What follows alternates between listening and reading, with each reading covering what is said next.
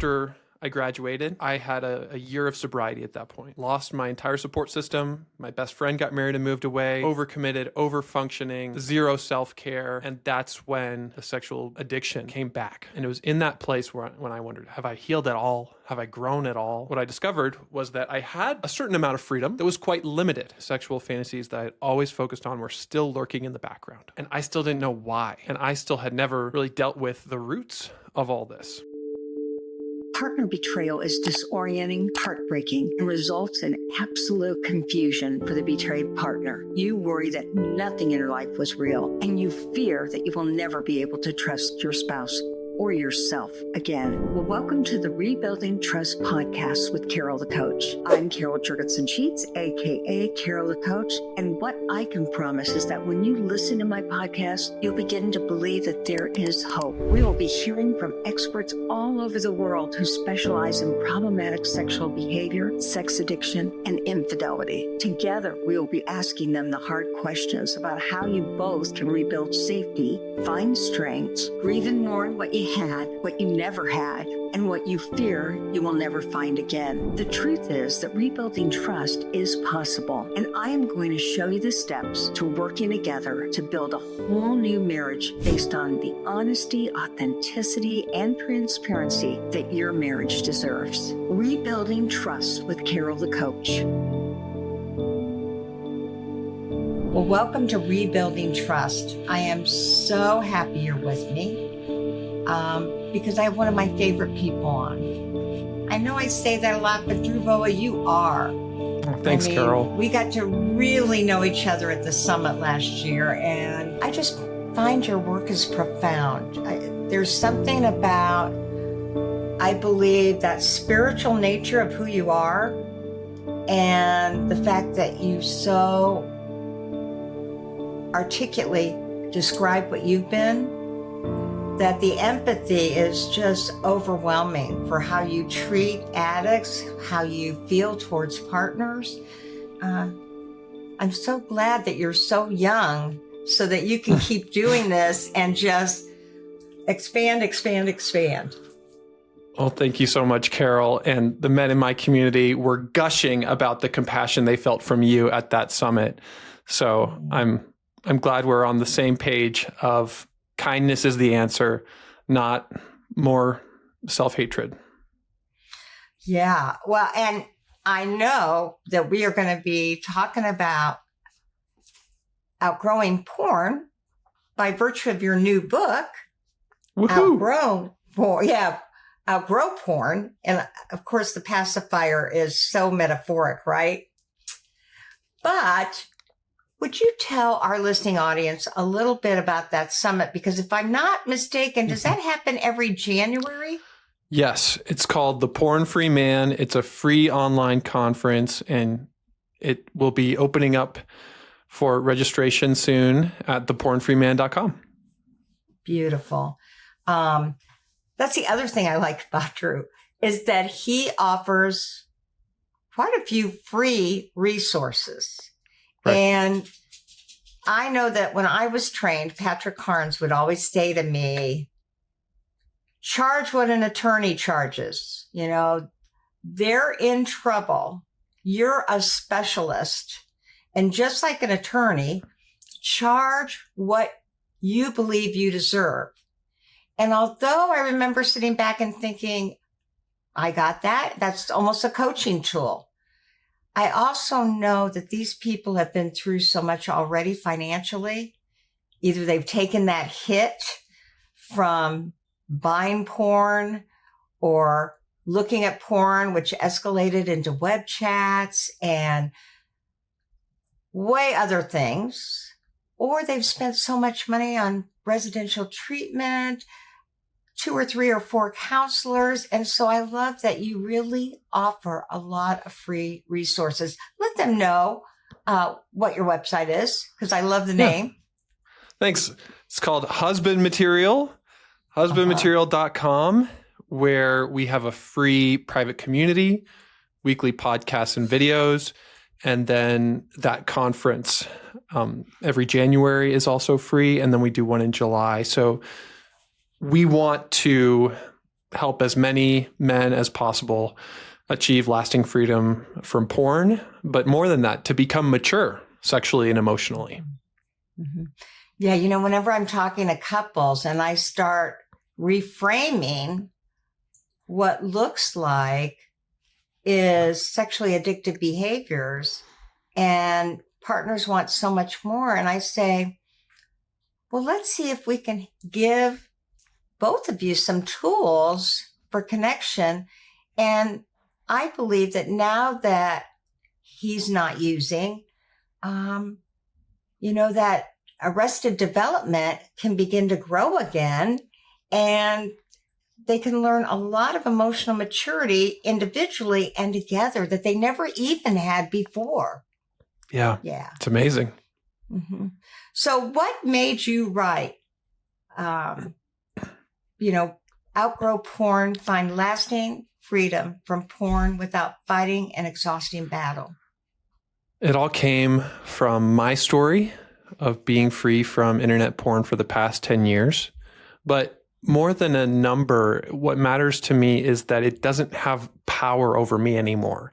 It's like a pacifier that I learned how to use when I was a little boy that stayed with me until I no longer need it anymore.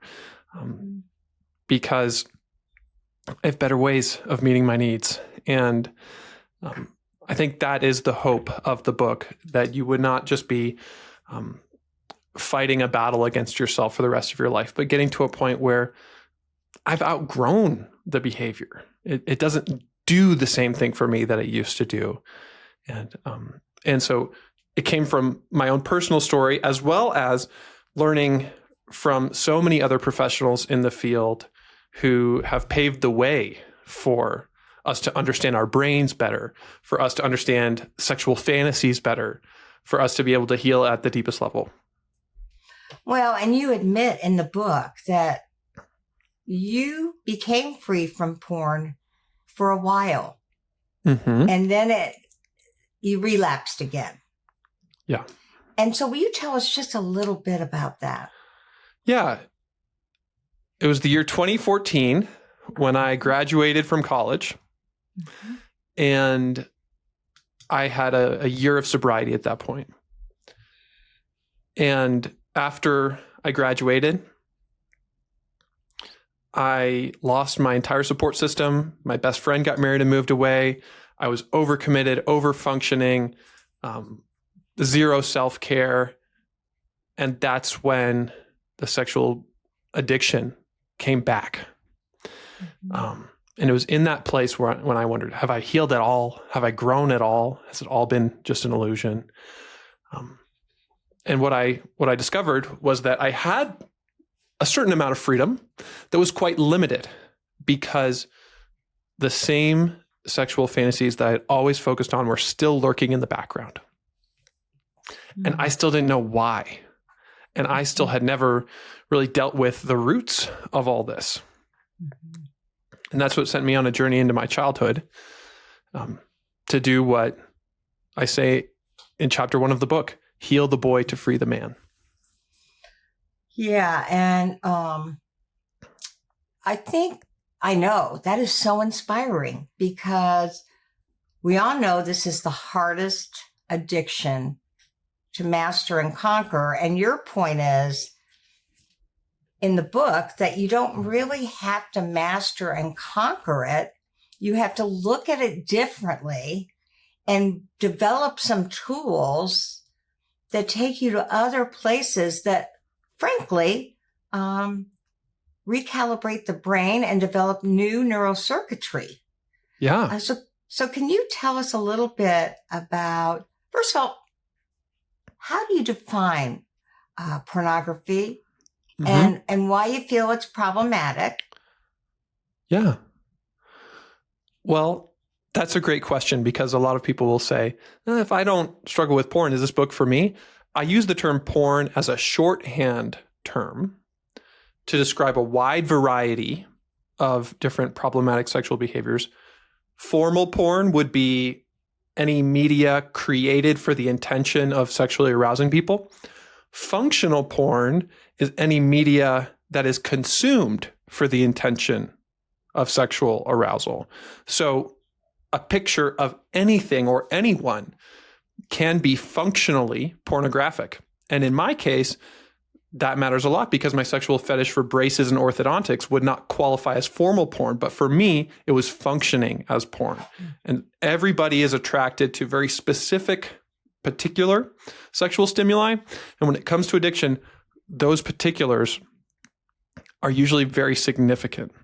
So even if it's not going to a website and paying to watch a video, we're still outgrowing the things that keep us coming back to the same old behaviors. And so in the book, you have a diagram of, it's a piece of ice that we know also has a bottom. You know, it's not just what we see on the top. It's like an iceberg that also has this big bottom. And you begin to talk about arousal and explain that diagram, because I thought metaphorically that gave people hope, especially when you talk about the tools. Yes. So arousal and desire are two distinct experiences that often overlap, but we need to understand the difference between arousal and desire. Arousal is the surface level sexual symptom of being irresistibly attracted to someone or to a specific type of porn. That's just the surface level. So the arousal would be to a certain body part, to a certain personality, or to a certain age, for example. That's all arousal. When you look under the surface at the soul level of what's underneath that, what do I desire underneath my arousal? We find things like acceptance, affirmation, safety, connection, to be seen, to be soothed, to be pursued. These are the soul level desires that we need to be able to access so that we can outgrow constantly pursuing the arousal. Yeah. And in the book, you call them soulful needs. They're desires, but they are soulful needs. And this iceberg that he has developed, he references pornography, but truly the iceberg describes sexual energy. Yeah. And so arousal in and of itself isn't bad. Right.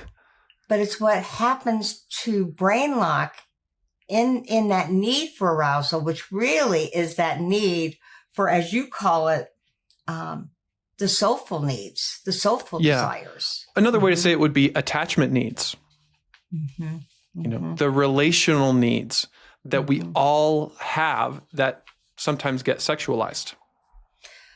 Well, and I know you've done that inner child work, and I know, Jay Stringer, Eddie Caparucci, all those guys, you all work together to help men to figure out what didn't get met early on and how they can grow themselves up, which also hopefully outgrows porn. Now, I told you before we even started the show, I said, I'm telling you, your divine desires list is an incredible tool to help not just men with or women with problematic sexual behavior, but the coupleship to get stronger and connect and develop more emotional maturity in their relationship. So will you go over some of those divine desires? We all have these divine desires. They're God-given, deep longings. And I've got a list of 40 of them. And each one corresponds oftentimes to a story of suffering where that desire was not met. So one of my deepest designed divine desires is acceptance, the desire to be accepted. Well, what's the opposite of that? Being rejected. So I can tell you lots of stories of rejection from my life. that have deepened that desire and ache to be accepted. So whatever we desire the most is often a clue about how we've suffered the most. Mm-hmm. And however we've suffered the most often shows what we desire the most. For example, the desire for community is often very strong for people who have a story of isolation or of loneliness. Mm-hmm. Like we all have that desire, but it's stronger when you haven't had it fulfilled. Well, and I 100% agree with that. And that's what I felt was so hopeful about this list. And the fact that, again, you're talking attachment. And I think back to my own certified sex addiction training. And we learned that although there's certainly lots of people that have been abused physically, emotionally, sexually, the larger number have been neglected. So they've never had those attachment needs met. Right? Yeah. And so your story, Drew, about being overwhelmed in college, getting out and getting really busy and feeling overwhelmed. And it's like your life went so fast that maybe using porn slowed it down a bit when you relapsed again. Yeah, I would describe it as my whole system and environment and community that was regulating me was suddenly gone. Mm-hmm. And I had no regulation apart from those souvenirs from adolescence, those fantasies and behaviors that I took with me into adulthood were still there when nothing else was. So to put that in terms of desire, it's like I was in college experiencing acceptance with my peers, with my mentors, with God, even in my spiritual practices. I was experiencing my desires fulfilled. One of the things Eddie Caparucci says is watch out for being drained. Watch out for deprivation. When instead of your desires being met, all of a sudden you're in a drought. It's like a desert. Mm-hmm. And that's when we're most susceptible to risky behavior or sexually acting out. So this paradigm of divine desires, it gives us something to pursue instead of just something to avoid. Instead of just avoiding what's bad, we are learning to receive what's good, what we truly needed all along. And so then, how did you find your truth? In the book, you talk about it. Mm-hmm. How, especially at a young age, when I believe, especially males, have not necessarily been given the tools to recalibrate and form attachments and find acceptance within themselves. Yeah. A lot of it happened for me in a group where I could share the specifics of what I was struggling with, because the power's in the particularity. Mm-hmm. It's not just porn in general. It's always a specific type of person or people and specific activities that we need to that was talk a draw. About. Yeah, that was a draw. Mm-hmm. So finding a safe place to just talk about it was a huge place where I found my truth. They say the truth will set you free. Well, the truth spoken out loud in a group of people where there's safety and compassion, that was a huge turning point for me.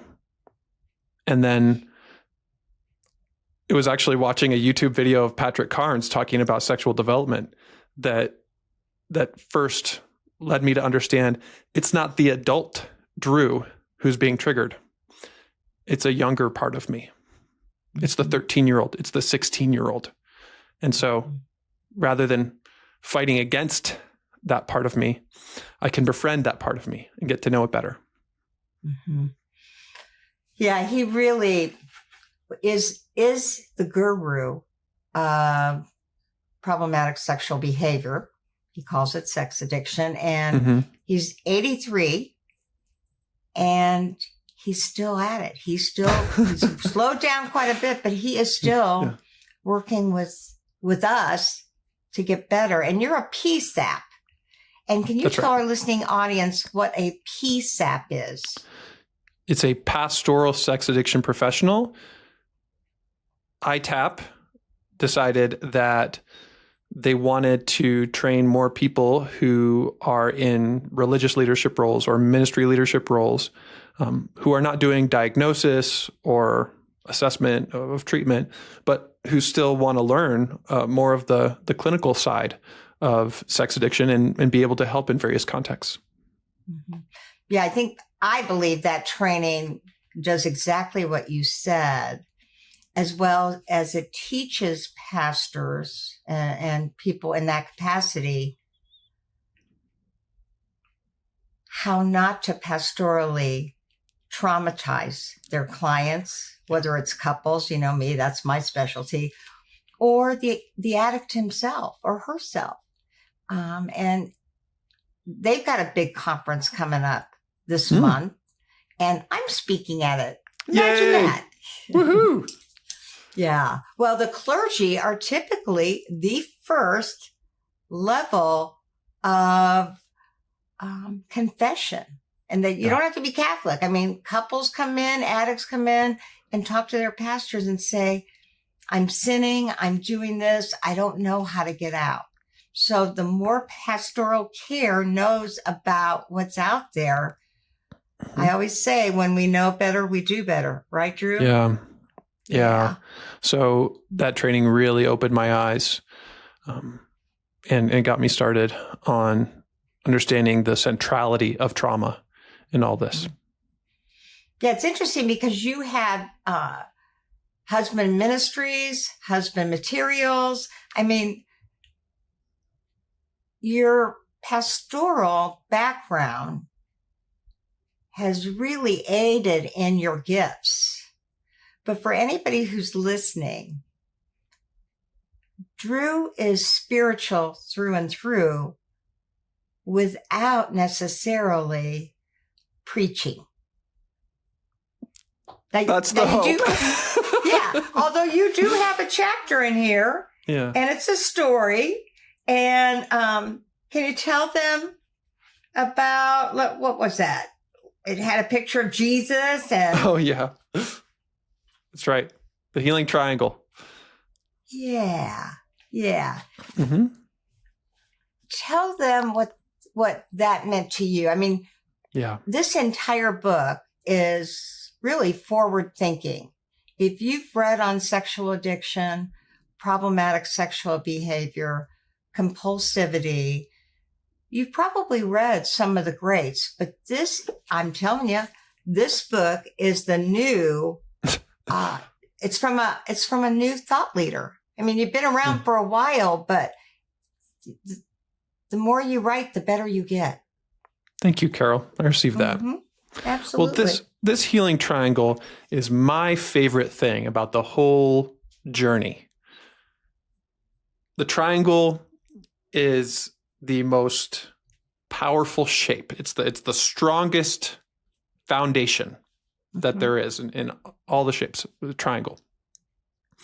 And when I started to engage with my inner child and my inner teenager, I noticed that there were three relationships that were forming. One was between me and my inner child. Mm-hmm. And the other one was between my inner child and Jesus, in addition to me and Jesus. And early in my recovery, it was just me and Jesus. And I didn't realize that there was something missing. There was this relationship that needed to happen with these younger parts of me. And so oftentimes in a session with some of my clients or men in my community, they will have an inner experience of connecting with the little boy within them and with Jesus, sometimes in a group hug. And it's so beautiful. Tears can be flowing. But in any case, it's very integrative. And sometimes when I'll ask a man, how do you feel towards your inner child? When you look at a picture of yourself when you were a boy, how do you feel toward him? And they feel shame. Sometimes they feel anger. Sometimes they don't want anything to do with that boy. But they might have a view of God or of Jesus that's much more loving and caring. So when we invite Jesus into that experience, sometimes everything changes. Mm-hmm. Yeah, that's a beautiful representation. And you said the triangle, and of course, I thought Jesus, God, and the Holy Spirit. Right, the Trinity. Another important triangle. Yeah. But I'm actually bringing this up because we do have a lot of clients that are agnostic and atheists, and that's not for them. And 12-step work can feel tedious at best because the first 3 steps, obviously in 12-step work, is basically acknowledging that a power greater than yourself has got to restore you to sanity. And then you have to ask for that to happen. And I feel like your book really shows our readers, our listeners, it can show them how they can work through and outgrow porn. I really, really do. From any place that they want to. But what comes across strongest is you have to be able to form attachments, and your attachments have to be reconciled from your childhood. Yes. Attachment within yourself, attachment with other people, with friendships. If you're married, attachment as a coupleship, and an attachment with God, with your higher power, attachment spiritually as well. And so those 4 different attachments, I think, are all resources to draw upon. And I remember reading in the book, you had talked about how powerful it was to really get in touch with nature. And if you look at Drew's website or you go to his resources page, I mean, you got nature all over the place. You have mountains in the background and lakes. I mean, nature is a really big resource for you, isn't it? It is a huge resource. For me, it's daily regulating my nervous system. And that's what it's all about. Even if you don't live in a place surrounded by natural beauty, even just going outside for a walk can be so regulating. You get the bilateral stimulation of moving both sides of your body. It automatically deepens your breathing. Even just observing the cars going by can be a form of mindfulness. So your whole system is changing its physical state, oftentimes based on our surroundings, and in our increasingly digital disembodied existence. There's a lot of value in getting back to nature.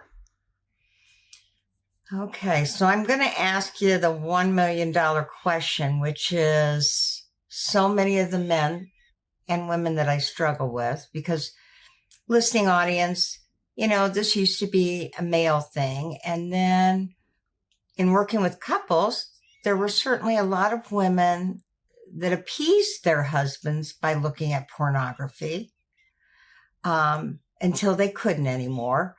And then in the last 20, 25 years, we've got college kids who have co-ed pornography parties. They watch it together while they're drinking and chatting it up and maybe using substances, maybe not. But the point is they're looking at it together at parties as part of their culture. And, our friend Noah Church, who has also wanted to help that age group, has statistics that say we have a lot of men in this country who don't know how to form relationships. And sexuality is so much easier by oneself or with the use of porn than it is to really go out there and risk and attempt and fail to love and to form that relationship. So my question to you is, what do you tell your guys when there are urges and cravings and they thought they were doing really good? Maybe they're in the middle of reading your book and yet those urges and cravings come back. How do you help them to work through that? Yeah. That is the question. Mm-hmm. What do I do when I'm in the middle of a trigger tornado or a shame storm or sexual thoughts and feelings that are overwhelming? I tell them to Boa. B-O-A. It's my last name. Maybe it's arrogant that I named the tool after myself, but I hope you remember it. B-O-A. I tell them to breathe. It is simple, isn't it? Yeah. Drew Boa. It's simple. Boa it. Yes. So breathe, because that is our superpower for self-regulation. Mm-hmm. It's the quickest, easiest, most effective way to bring your brain and body back into balance.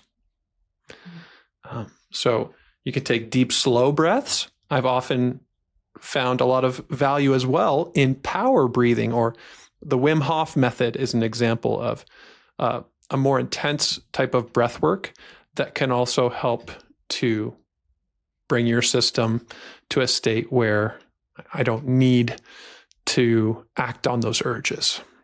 Mm-hmm. It's not a magical cure, but it does create a little bubble where it plugs your brain back in.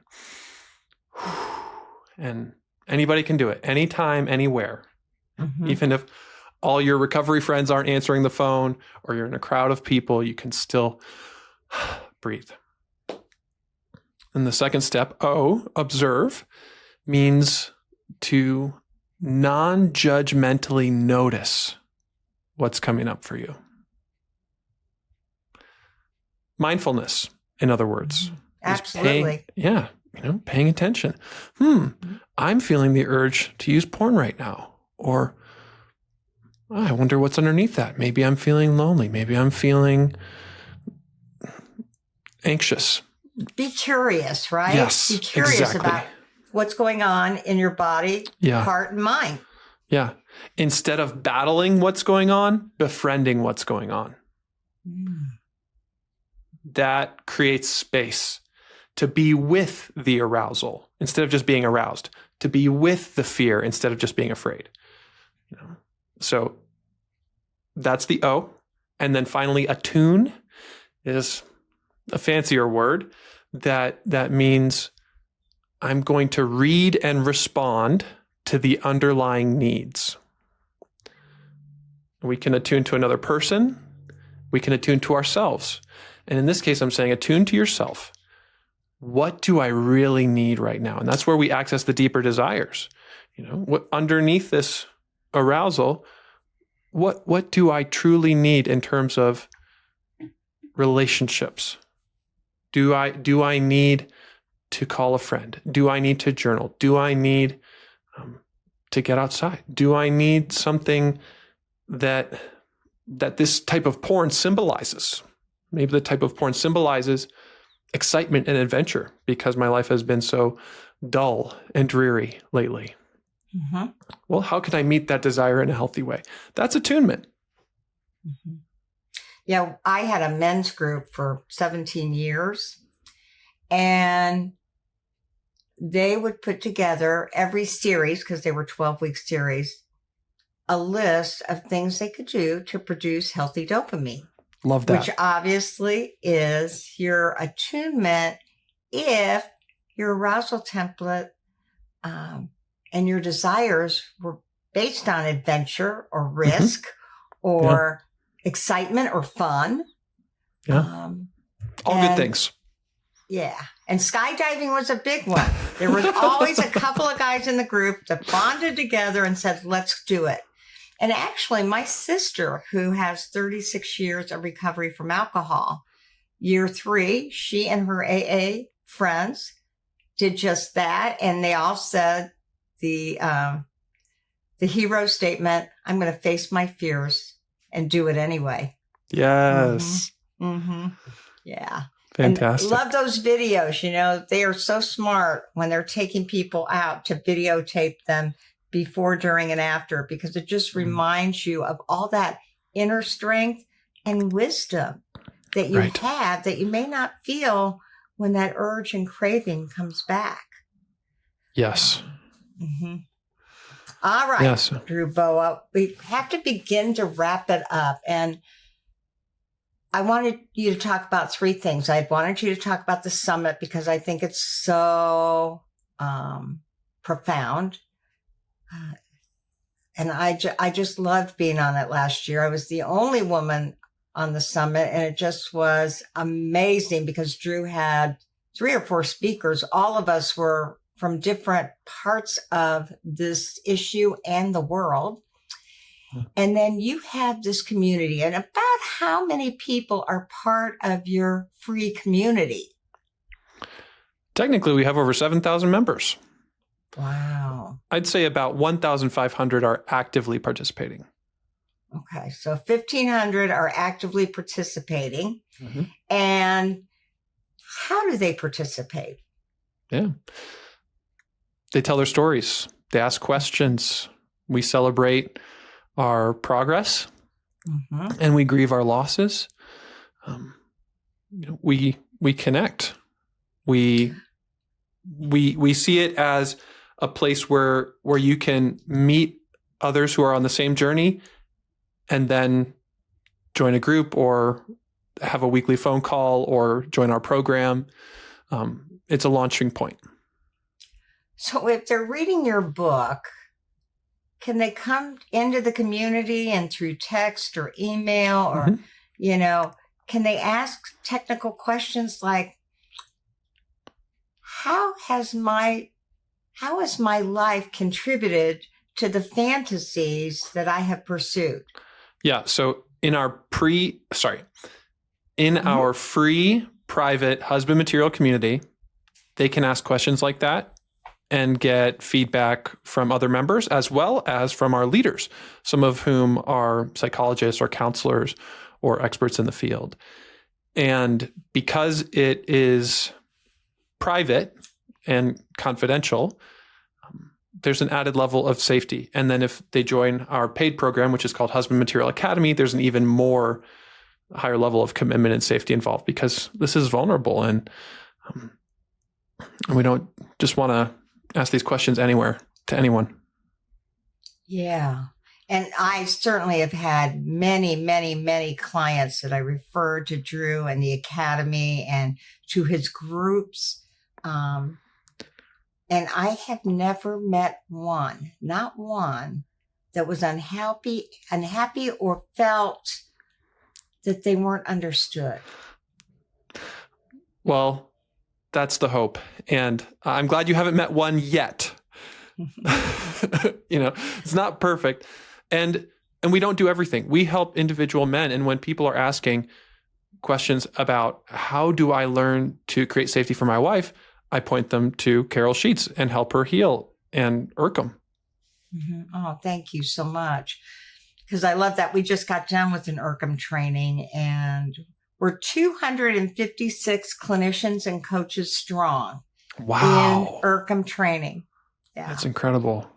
Yeah, it really is. And, as I said, I was thinking actually about when you said that there are oftentimes attachment issues and people don't necessarily know who they are. And oftentimes they're attached to the wrong thing. I'm an IT guy at a hospital.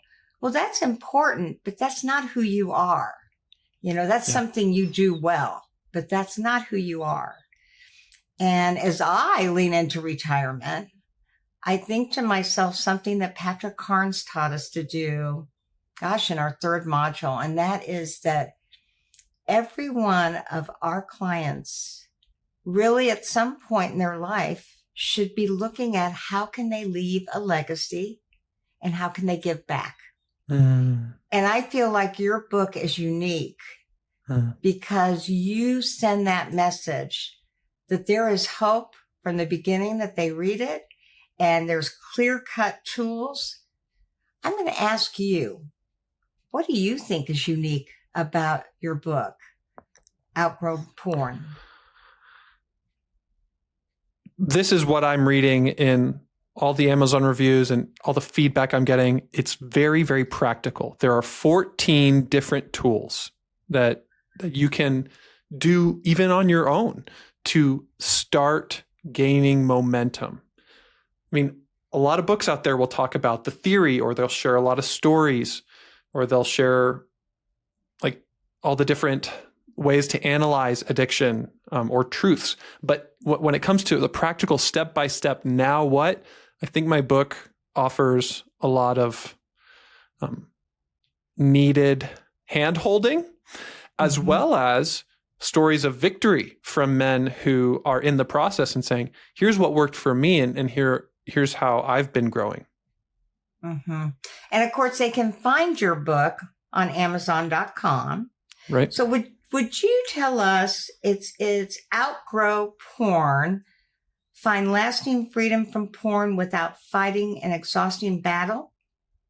Yes, that's the name of the book. And they can also get it at outgrowporn.com to purchase it from me and get a free workbook included with free shipping. I thought that workbook was in the making. You've got it done now? It's already done. Yeah. Fantastic. Because I'm a big one on workbooks. I believe that people do a great job of reading, but when they can put it into practice, it just solidifies what they need. Now, are you going to do an Audible and read the book? Yes, that is on the plan for 2026. Okay. Yeah, mine is too, for helping couples heal from infidelity and find love again. That's a 7, 8, 9 hour commitment in a studio, let alone the money. So yeah, we have to do it a step at a time, don't we? We do. Yeah. Well, that's exciting. It is so exciting that you've done this book. And I would encourage anybody who even thinks they're struggling to read it, because of the tools, because of the tips, and because of the way it's written. It will not shame you. It'll give you hope that you can replace what you've been doing with healthier choices, psychologically, emotionally, spiritually. I mean, you can just, you can do it. Yes. Is there anything else you want to tell our listening audience? Just compassion. I mean, outgrowing porn is not like giving up chocolate or trying to work out more. It's like breaking up with somebody who's been there for you all your life. Mm-hmm. So nothing but gentleness, kindness, compassion, connection, and an appreciation for anybody who's on that journey. So if you liked what Drew said, I want you to get the book, Outgrow Porn, but I also want you to go to his podcast, which is podcast.husbandmaterial.com. Correct. Okay. And he's got a lot of YouTube information, and I want you to go to youtube.com/husbandmaterial. There's that wonderful, I'm telling you, I know you meant that from the bottom of your heart, but what a wonderful way to reaffirm women that you're thinking of them when you're helping their guys. I have my blind spots about how wives are impacted, and you're absolutely right that we always need to be considering the coupleship and a two-person psychology instead of just individuals. Yeah, it is the new type of recovery where a man or a woman, I hate to be so gender exclusive, but somebody with problematic sexual behavior works on themselves individually while they work on their relationship. And that too has to be very slow, because there's been a lot of damage, a lot of shame, a lot of guilt, but you can get through things together when you work on things together. And, hey, Drew, did you hear that Help Her Heal has been adopted as 12-step material? Whoa. And now they have a 12-step group on Sunday nights that is through saa-recovery.org. Congratulations. And what a great needed development. Well, what I think it says the most is that they realize that this issue does really affect relationships, and they're willing to encourage men to help their wives heal through empathy. And who would have ever thought that could have happened, because 12-step has been so singularly focused, right? Yeah. Change is coming. And your book is part of it. So go to Amazon to get the book. You can go to his website, get the book and the workbook. Husbandmaterial.com is where you can join that community. Joinhma.com if you want to do a deeper dive into this issue. And maybe even if you think you got this and you want to be a good mentor to other men, that husband material is a great way to do that. And Drew has retreats. He has it all. So go to his website and just take a look at everything he has to offer. And Drew Boa, you are, you're a pioneer in this field in a whole different way. And I just said at the beginning, and I can't say it enough, part of it is your enthusiasm, your compassion. I love the mindfulness stuff because it's all about mindfulness. And it's your age. Although you're getting older now, you're still, you have plenty of energy to give back. So thank you so much for being who you are. Thank you, Carolyn. Thank you for paving the way. I appreciate it. First podcast in the world on sex addiction. What can I say? Not the best, but the first. All right. Awesome. Thank you so much, Drew. And as I say at the end of every show, you know, there will only be one of you. So at all times, fearlessly have the courage to be yourself. Thank you so much. Take care, my friend.